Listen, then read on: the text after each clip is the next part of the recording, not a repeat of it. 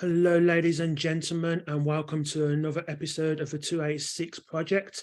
My name is Chris Akers, and on this channel, we always talk about politics, art, culture, sport, and anything else we can think of. Now, today's guest is basically one of many who have been shown a massive interest in true crime. There's been a massive rise in true crime podcasts, in true crime stories and depictions on TV. And this lady here has got one of a YouTube channel that's ever growing. She talks about true crime. Her name's Laura Smart, and I'm going to be interviewing her today. Hello, Laura. Hi there. Hi there, Chris. Thanks for having me on. You're welcome. You're welcome. So before we get into the main crux of the channel, let's just start at the beginning. Who you are, how did you end up where you are now, and what sparked your interest in true crime? Okay, so I'm Laura Smart. The true crime channel, it was something I started for fun, a hobby. It's not to say that I'm trying to minimize what people are going through with true crime. It was something that always interested me. People interested me. And one of the main points of the channel is to cover missing persons, because I think once it's out of the news, the speed of news at the moment, they're in the news cycle for one day, and then they're out of the news. So I try and cover missing person cases such as the Levi Davis case, which it's not fun to talk about anymore because it's over 6 months, but he's still missing. And also to hold people accountable, such as the police, the judicial system, and make sure we highlight what we could do better as a community, as a country, even going over to America, how they can improve their laws to make sure that these crimes don't happen as frequently or at all. So the interest in true crime came from many years ago. Probably when I was around about 12, I wanted to be like what we call a SOCO officer in the UK, which is scene of crime officer.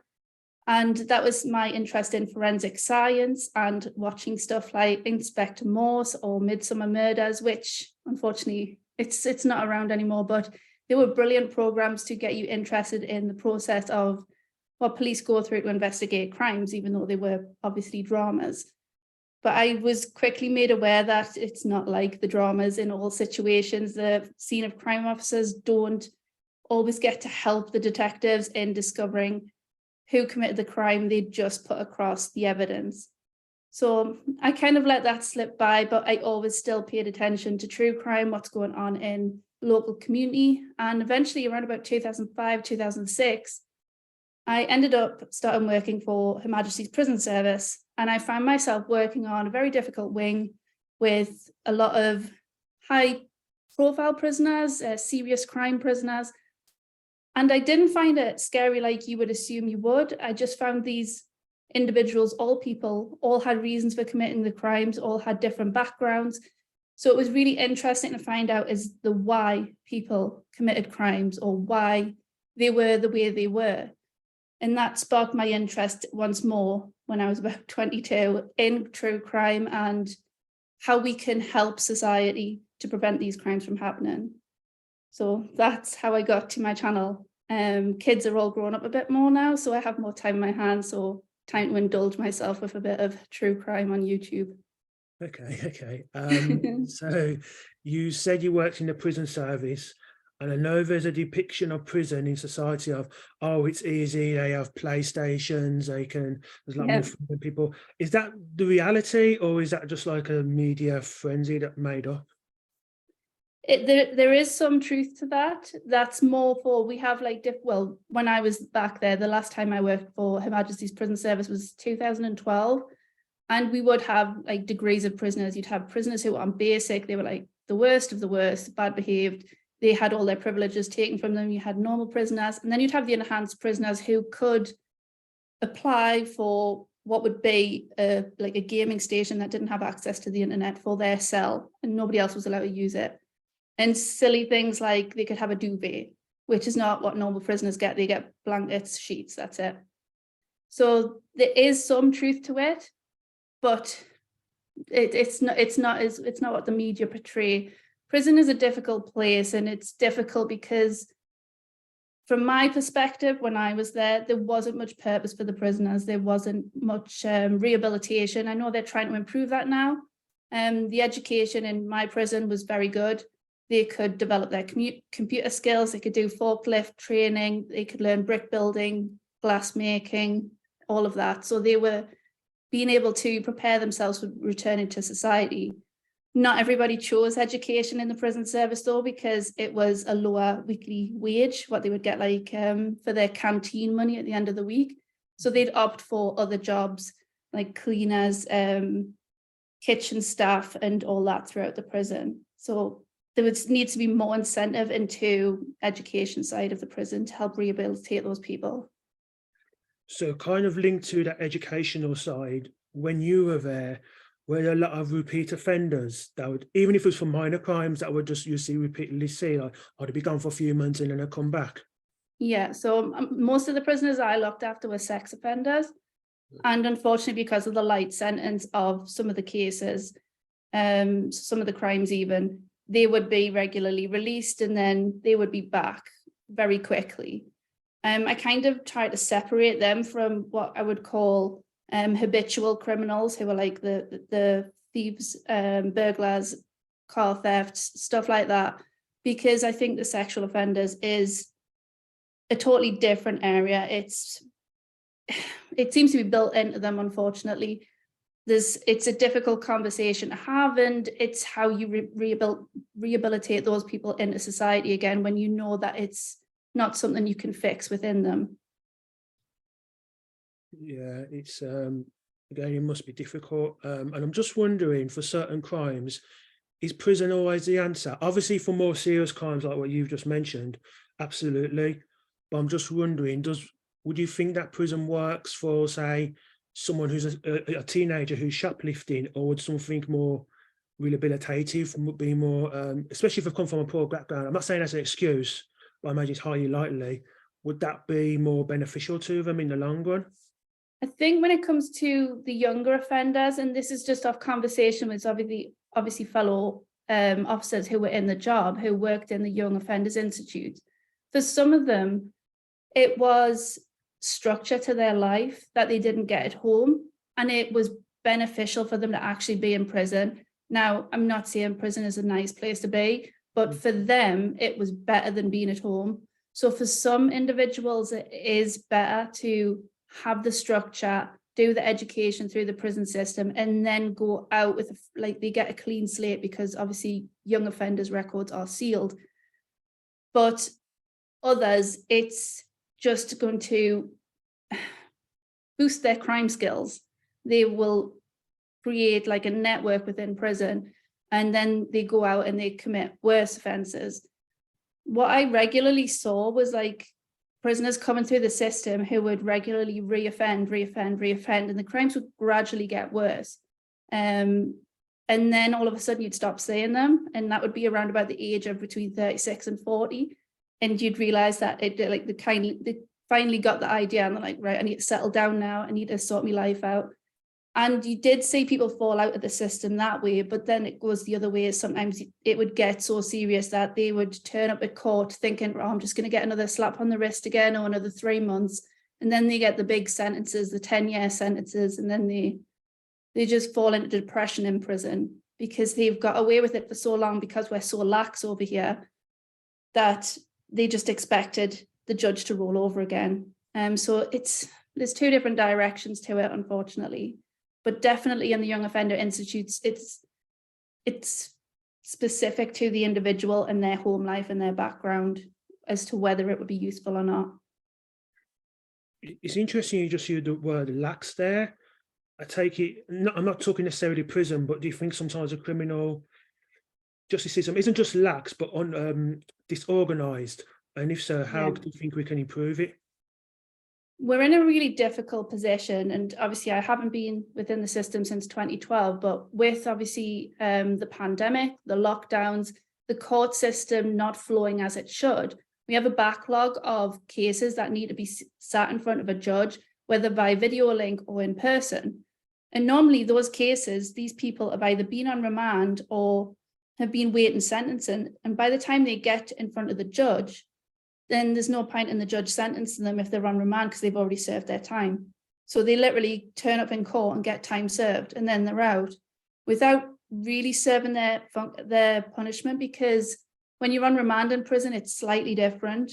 You get more, say, freedom. You're still in prison, but you get more benefits, more freedom to, you don't have to work, you don't have to do education, and you're technically not a criminal. So we kind of treat the individuals differently.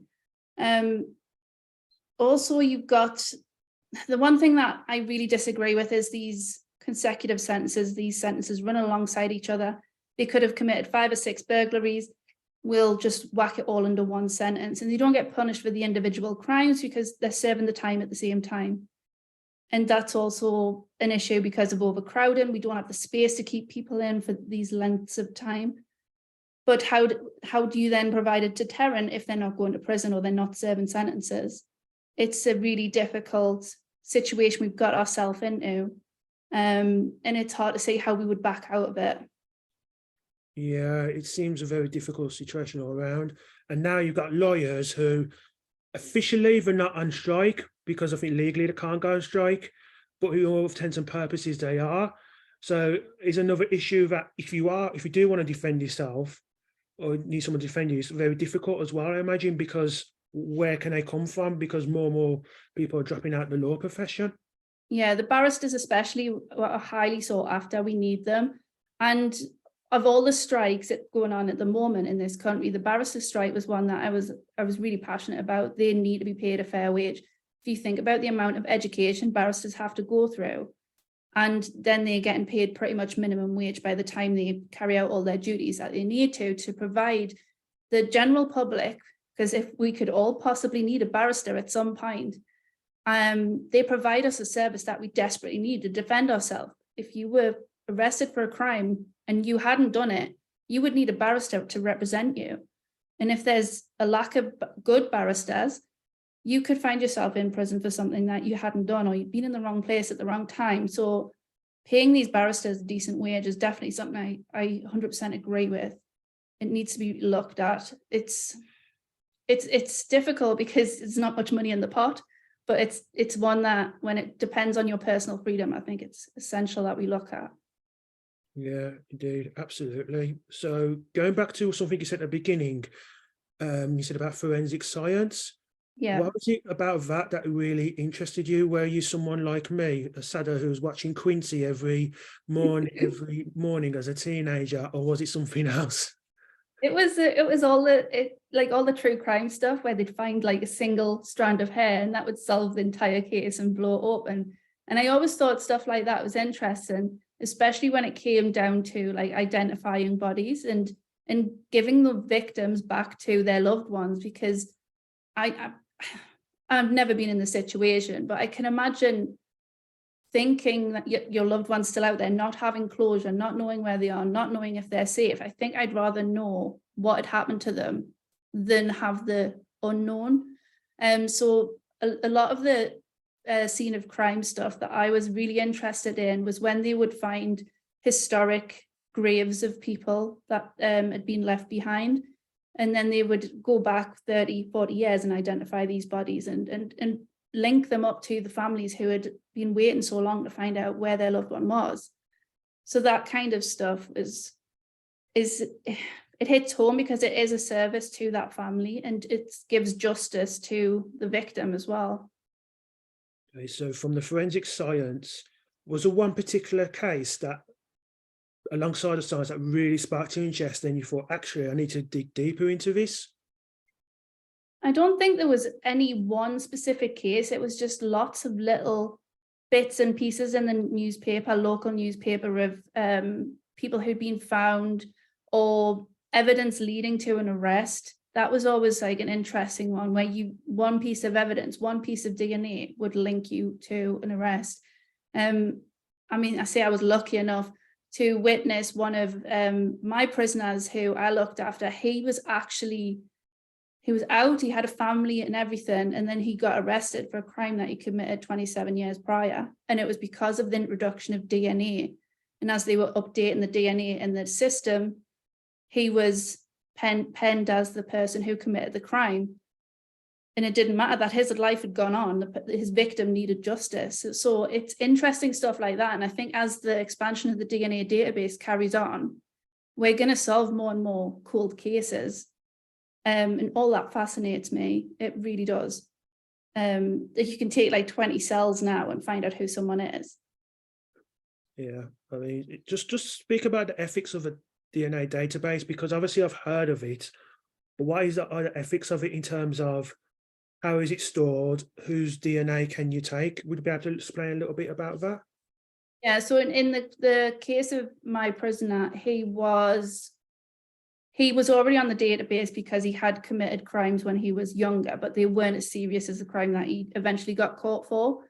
But you see in America now that they're trying to utilize like 23andMe to identify criminals or family relatives of criminals to match up the cases and catch people that way. The ethics side of it is a bit wobbly for me, because do you really want to participate in something like 23andMe where you're utilizing it to build a family tree to one day have it used to put you in prison against your will because you've given it for a completely different purpose? It's probably very likely in the small print, but how many of us actually read the small print these days when it comes to anything that we sign up to online? So the ethics around it, it's going to be an interesting one. I can imagine over the next couple of years, we have a case going on at the moment in Idaho where a man has been arrested, and the way his DNA found was through familial links, and it's believed that it might have been through 23andMe system that actually pointed him to the crime, whereas he wasn't on the system at all. So I think eventually there's going to be arguments as to, is this just? Yeah, it's a tough one. It's a really tough one, because you want the bad people behind bars, and as somebody who doesn't go around committing crimes, I have no problem with them having my DNA. But at the same time, that could link to one of my family members getting in trouble over something, or they could have been at the wrong place at the wrong time and they get pegged for something that they haven't done. So it's a difficult one, and I think legislation will eventually take control of it and decide what's right and what's wrong in that situation. Yeah, I'm just wondering, because the first episode I did of this new channel was about biometrics, specifically in Yeah, schools. I watched that one. It's really good. Yeah, yeah. I mean, a lot of people like that. And I went last year, I was in London for an event, and they talked, one of the main debates out there was about biometrics in general. And one of the points I made when I spoke up from the audience was, I'm not the biggest fan of biometrics, in the sense of it seems to turn the premise of innocent and proven guilty Yeah. other way around. And so therefore you got situations where we are being recorded when we haven't done anything wrong, or information is being stored because I haven't done anything wrong. Do you think that's the case, not just with biometrics, but just in general? There seems to be almost this shift now from guilty until proven innocent, and that we have to, Yeah. this is enough to actually prove our innocence. Yeah, it is. And I don't blame it so much on the biometrics and everything. I think it's the media. It is the true crime people like me, unfortunately. Some people want hype around cases, and I just want to know the truth, the facts, and have the right person behind bars. There's nothing worse than, look at the I'm going to say his name wrong, Saeed Anan case. He was the gentleman who he'd been convicted of killing his girlfriend, and it turned out, I think it was 27, 30 years later, he hadn't done it, and he was released, and his girlfriend's family have had to live through it all again, and they have to know that there's somebody out there who's harmed their child and they haven't been punished, and on top of that, someone else has been punished for a crime they haven't done. So they have that kind of, I wouldn't say guilt, but there's a kind of remorse there for that individual as well, that they've been put through that. And I think we rush to agree with the police too quickly when it comes to, oh, we've caught someone, that means they're guilty. It doesn't stop there. Sometimes arresting someone doesn't mean they've got all the evidence. They still have to continue to collect evidence for a trial. So us jumping in and going, right, they've got the guy, that's it, he's guilty. Now we start looking at the trial. No, they've still got loads of evidence to collect. The arrest is the beginning. The trial is the end. The verdict is the end. And that's when you can make your mind up. And even then, I do worry because, especially in America, with obviously death row still being prevalent there, you've got so many people on death row who are still professing their innocence, and a lot of cases waiting to see if they can be exonerated. What if you were to kill an innocent man on death row? How do we reverse that? We can't. So it should definitely 100% be innocent until proven guilty. But people get carried away with the emotions and the drama of it. And you've got to remember all the time that there's a victim's family there behind the scenes having to live through this. So yes, the innocent until proven guilty. Biometrics plays a part because DNA, it's always like, oh, this is a slam dunk, but there's so many issues with DNA still. It's not perfect. And then you've got the media on top of it as well. And obviously the police aren't perfect. It's a human system. There's always going to be human error. So we've got to take everything into account and listen to all the evidence as it's all there, and not just the first bit of evidence we see. Yeah, it's you talk about the media, and I'm just thinking to myself, I wonder if how we report crimes, especially serious crimes, I'm just wondering if that's changed, because when I was a teenager in the 90s and I was listening to some of these crimes, the media almost idolized some of these people. So likes of a Michael Sams with the Stephanie Slater case, to Bethany Allett, to Howard Shipman. The last person I think I would say was idolized was Raoul Moat. And I'm just wondering, has that changed now, in the sense that I don't know whether it's been a directive from various media authorities, but do you think that's changed now in the sense that, yes, we've got this interesting true crime, but in terms of individualistic crimes, could be a serial killer who, a very serious crime, whoever, we don't tend to idolize the killers as much? No, we don't. And if you think about back to the times of like the prevalent serial killers back in the 70s and 80s, they were like put on a pedestal as evil, and this is something to be in awe of because they are evil and they committed all these crimes. And then you've got all the like documentaries and the Netflix dramas coming out, and they're reliving these events and idolizing these people again, and sometimes trying to give them like a sympathetic story as to why they were the way they were. Especially the Dharma series, it tried to tap into your emotions that he did try to live a normal life. He was just a poor gay boy who couldn't fit in. And that wasn't the story. That wasn't who he was. But they try and make it more dramatic than what it actually is, when some of these people are just mentally deranged, unfortunately, and they commit horrific acts. Now, the crimes now, when we have people who, I mean, I go back to the Idaho one again, because it is also a very serious crime. It's for young kids. They're like in their 20s, 1920s. They were murdered in their beds while they slept. That's the story we have. And straight away, this guy is being personified as pure evil, but he hasn't even been found guilty of anything yet. And there's a lot of sketchy evidence that could very easily be overturned. So we push all of our negativity towards this individual while we're not actually looking at the whole situation. And then it makes us feel like it's just rare occasions, when we know, I mean, especially Chris, I'm sure you know as well, that we have crimes like this going on all the time. Yeah. But sometimes they just aren't justified to be put on the news. We think about all the crime in London, it's spreading to Birmingham, Manchester, even up here in Newcastle and Durham.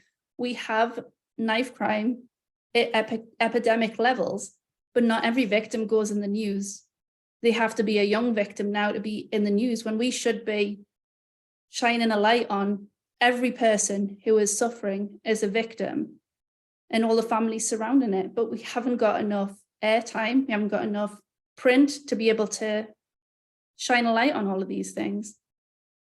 Yeah, it's funny enough, I was listening to I think it was Talk TV yesterday, and now talk about my hometown, because apparently now it's like the gun capital of the UK. Yeah. And I'm just wondering, when they report something like that, and I'm not saying Talk TV did this, but do they actually delve into the reasons why, do you think? Because sometimes it might be, like, for example, the number of police officers that have been laid off over the last decade or so. It just Yeah. seems to me a little bit easy sometimes to say, okay, this city's like this, and there is a problem, and I think we should highlight it. But do you think we sometimes go into the reasons deep enough as to why crime happens? No, we don't. Yeah. Because if we did, things would get sorted. Yeah. They would. It's right. So the police situation, we're going through a stage of obviously the culture wars and everything like that. It's all front and center, diversity and hiring and equity and all of this. And we are like actively seeing white young men being put off from applying for the police force, even if it's a job that they're passionate about wanting to do, because certain forces need the diversity quota up. When actually the police force should be looking at, we need the best people for the job. Don't care what your background is. Yes, it's great to have diversity in certain areas where there's a higher percentage of certain cultures, certain races, but we need people who are passionate about the job, who want to do it right, and who are going to do it well. And we put off the people that we need the most at the moment. And that's one reason. And then you've got the fact that the drug control, the drugs issue with the County Lines gangs, that's never been solved. That's been going on for years and years, and it's just expanding across the whole country. And the funding's never great, is it?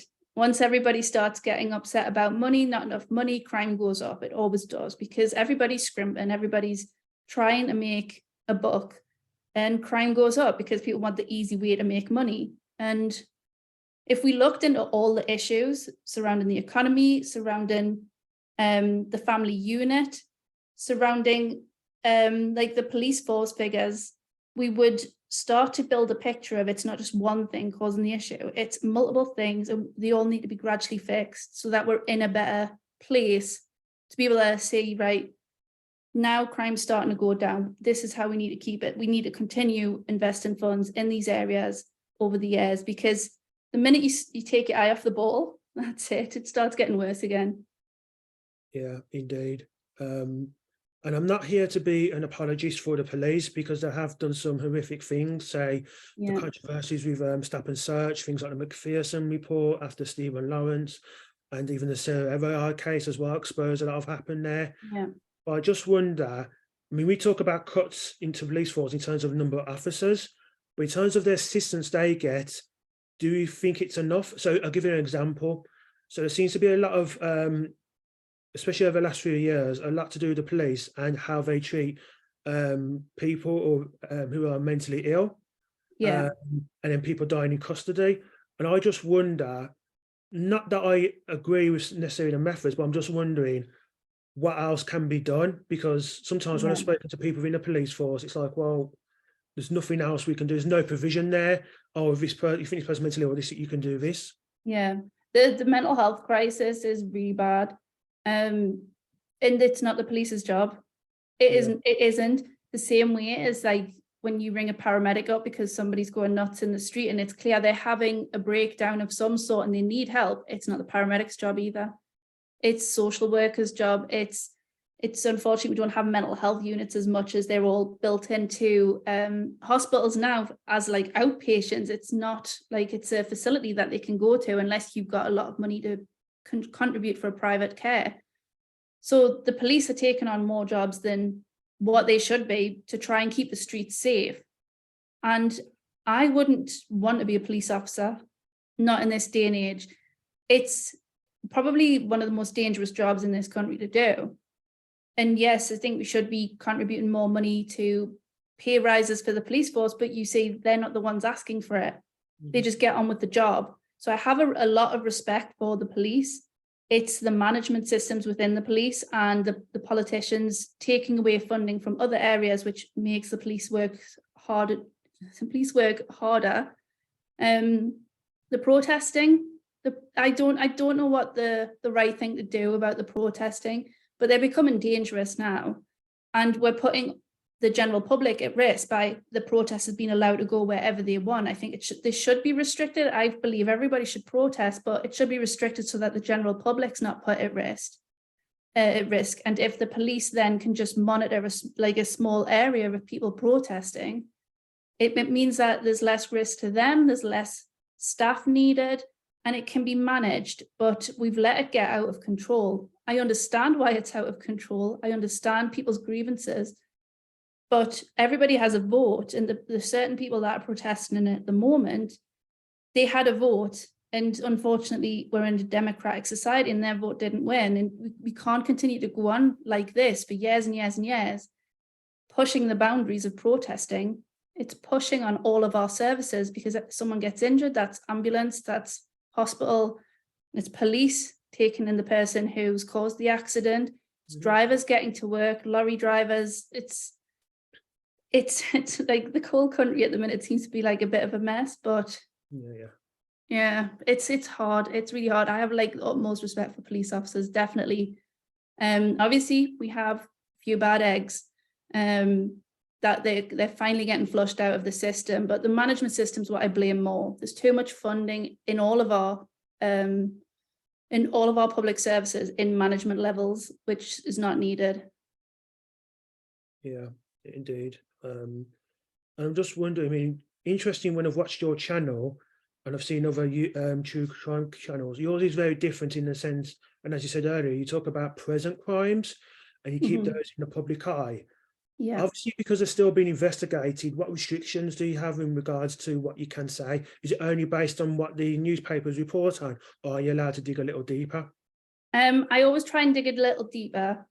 I try and read around the subject, look around the areas where people are reporting on somebody going missing, so that I can understand what's going on better. But everything's alleged.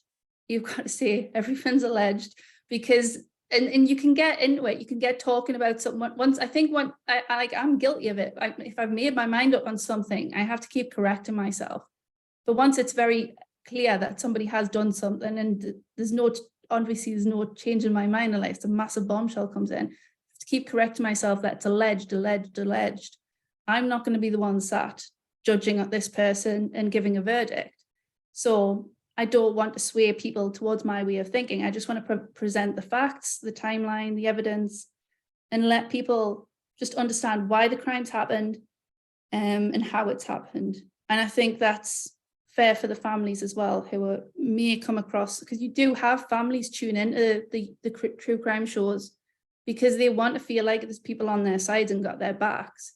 So we see a lot of family victims tune in for live shows, or I had a family member of somebody who I was doing episodes on, reporting that they were missing and keeping the message out there. And they just said, thank you, because nobody's talking and I need to keep it out there. So you do have family members watching, and that's always in the back of my mind, to be very respectful. Everything's always alleged until you have firm facts. But there's no harm in digging, because sometimes I don't think the police put everything out there. I think sometimes they become very tunnel visioned when it comes to, they've caught someone, that's job done, and they should always still be looking, I think, just gathering all the evidence. And sometimes it's easier to cut corners once you think you've got the right person. Yeah, and is there a limit in regards to how long you keep a particular crime in the public eye? Because I imagine there's many similar crimes like that.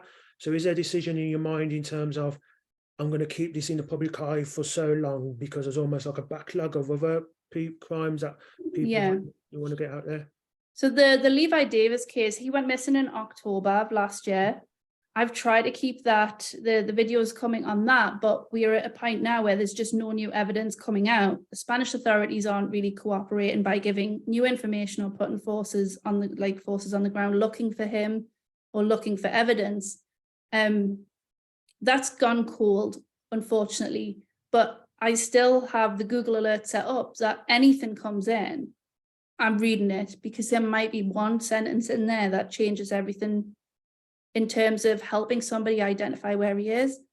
So I still, although I don't always do videos on individuals who are missing, I am always keeping tabs on what's the latest information, because there might be that one little slither of information that means, all right, I saw him, I was there, or I was taking a selfie in that area around that time, he might be in the background, let me check.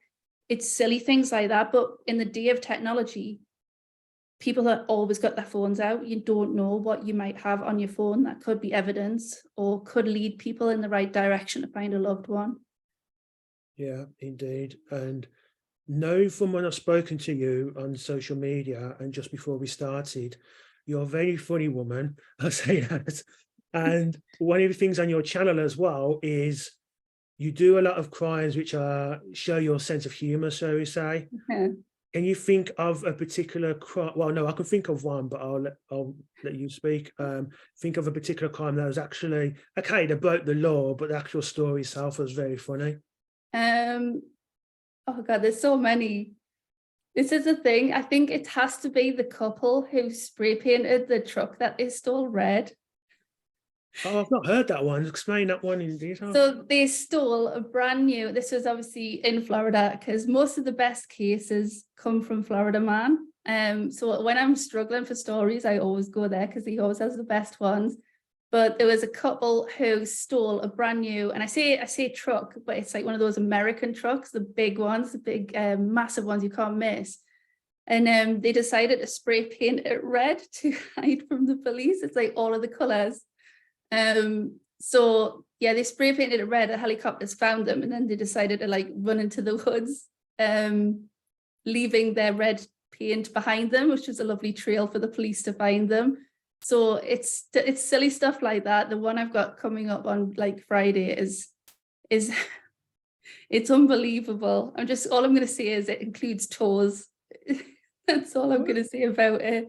Oh God, that sounds a bit bizarre. Yeah, exactly. Yes, but it's a crime all the same. So we have to like try and put a smiley face on. Dealing with true crime is really dark, especially when you've got cases where there's children being harmed. And sometimes I have to have a break from dealing with stories like that. So I look for the lighter side of crimes to try and pique my interest back in true crime and be able to put my energy back towards getting the message out about something that could help a family. So they just help like keep me upbeat. I'm doing this for a reason. It's a hobby, it's something I love. But once my channel gets big enough, you never know, I might be able to help people find their loved ones through my missing videos. Yeah, I agree with you about taking a break. I think especially in the world we live in now, not just true crime, but the other world where a lot of things are politicized, I think taking a break is a very good thing. The one story I was thinking of, the funny story, was that one guy, I don't know if he's in Florida, where he got drunk and he broke into a police station or wandered into the police station. Yeah. Can you just explain that one? Because that was bizarre, and he was going near like CCTV cameras and whatnot. Yeah, so he was really drunk. He climbed over a fence first and sat in a police car. So like my argument is, well, I'm sorry, it's not breaking and entering of a police car because you left the car door open. Right? I think that's fair. And then he dropped his ID in the police car. Then he decided, I'm going to break into the police station. Don't know why, because he can't remember anything. He blackout drunk. So when he woke up the next day, he didn't know what on earth had gone on. He decided to fill the police station up with water, with the fire hose.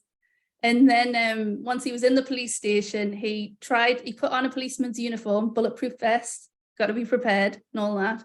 And then he went into the ladies' bathroom in the police station. Bearing in mind, this is all on CCTV within the police station and nobody saw anything. And then he took a number 2 on the ladies' bathroom floor. And then he escaped and he went home. And it wasn't until obviously later when the police found his ID in the police car that they actually turned up at his home address and he was still in the bushes. Nice. Like not even in his house, he was in the bushes and they caught him, but he couldn't remember a thing at all. What was his sentence? Did he just slap on the wrist? I think he got 16 months. I need to look into like the laws around it, but I think it was something like some of it was suspended or some of it was offset for community service. But yeah, he did get a little bit of a sentence. He might not serve it, but it's going to be on his record. Oh gosh, I think I said to you before, that's like a typical stag do in Birmingham. It sounds Yeah, like. I think here, I don't know if you get a slap on the wrist, but you might get like a fine or something like I that. think in UK it's mostly shopping trolley wars, isn't it? Yeah, it's crazy. It's absolutely crazy. So, do you want to highlight, I would say, at least three of the cases that looking that you're focusing on at the moment on your channel? I know you talked about a Levi Davis case, but there are Yeah. other three that you've just started to bring onto your channel that you're really focused on at the moment. Yes. So my time, obviously, this is a hobby, so it's just as I can put videos up, and I'm very appreciative of all my subscribers who just are patient with me. The Jesse McFadden case, it's not really going to be a case, unfortunately, because it was murder suicide. But dark realization that there were so many things that weren't done right, that the police didn't do right, the judicial system didn't do right. This was a man who committed sexual offences against children, who was allowed to live in a community, marry a woman with 3 children, and then he's managed to kill his wife, her 3 children, and then 2 of their friends. And then they've just pulled up the floorboards and found 32 phones, whether they're linked to victims or not. But it turns out his brother is also, unfortunately, got the same background. So there's speculation of maybe he was running some sort of ring in the area. There's a lot of missing children in that area, and not all of them have been found yet. So I'm keeping a close eye on that. And the people of Henrietta, Oklahoma, there's only like 6,000 people live there. They're very appreciative of this being kept in the news because they want this not to happen again at all. So God, I get touched when I'm thinking about that story because it's really horrific. I won't go all the details, but it's horrible. And then there is the Idaho murders. I'm not convinced. I am very much on the side of 50-50 when it comes to Brian Koberger being the person who's committed these crimes. I'm not saying he's not involved at all, but it doesn't fit for me. So I'm keeping track of that and what's going on there. And then we also had the Delphi murders, which actually happened in 2017. But last year we finally found somebody, so somebody finally got arrested called Richard Allen, who is being charged with the crime. And that's another one where there's not much evidence that actually makes it clear that he is the person who committed the crime. But yeah, it's all these cases, they're big cases, but it's interesting because they're the ones that go towards the forensic science of it and also keeping people accountable. So I'm very focused on those at the moment. As far as missing persons goes, we've got Madeline Kingsbury, who we don't know what's happened to her. Her husband, or it was her ex-husband, he was due to move out on the day that she went missing, and he dropped the kids off at the nursery with her, came home with her, and then left for 3 hours. He apparently went to his father's house. By the time he came back, she was gone. She hadn't taken a coat, a phone, a wallet, and she still hasn't been found. And I think we're 5 weeks, 6 weeks on. And they've searched all the area where the husband drove, and they still haven't found her. So that's a case where we need to start raising awareness of finding Madeline and seeing if there's anything that could link to clues as to where she could have gone as well. Okay. Well, I have to say, it's been an absolute pleasure talking to you. You can tell from how you speak and obviously from your channel how passionate you are about not just true crime, but getting those stories out there and keeping the media in case something does crop up that could help the victims and their families in these crimes as well. If people want to find your work, where can they look? Yeah, it's Unfathomable Crimes on YouTube. You can type in Laura Smart as well, and I should pop up. But yeah, you can find me on Twitter under Laura Smart YouTube or YT, and all my links are there as well. But yeah, Okay, cool. Everybody's welcome.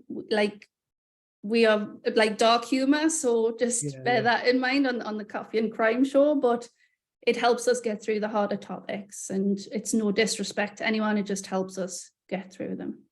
Yeah, indeed. What I will do, I will leave a link to your YouTube channel in the description when this goes up. Again, it's been an absolute pleasure talking to you. Thank you so much for doing this interview. All right. And I wish you all Lovely, the very Chris. best for the Thank channel. you. All right. Yeah, same for you. Everybody, you've got to like and subscribe Chris's channel. He's doing brilliant work. I love it. Definitely check out the legal case interview. That was brilliant as well. But yeah, don't forget to support him. Oh, cool. Thank you very much.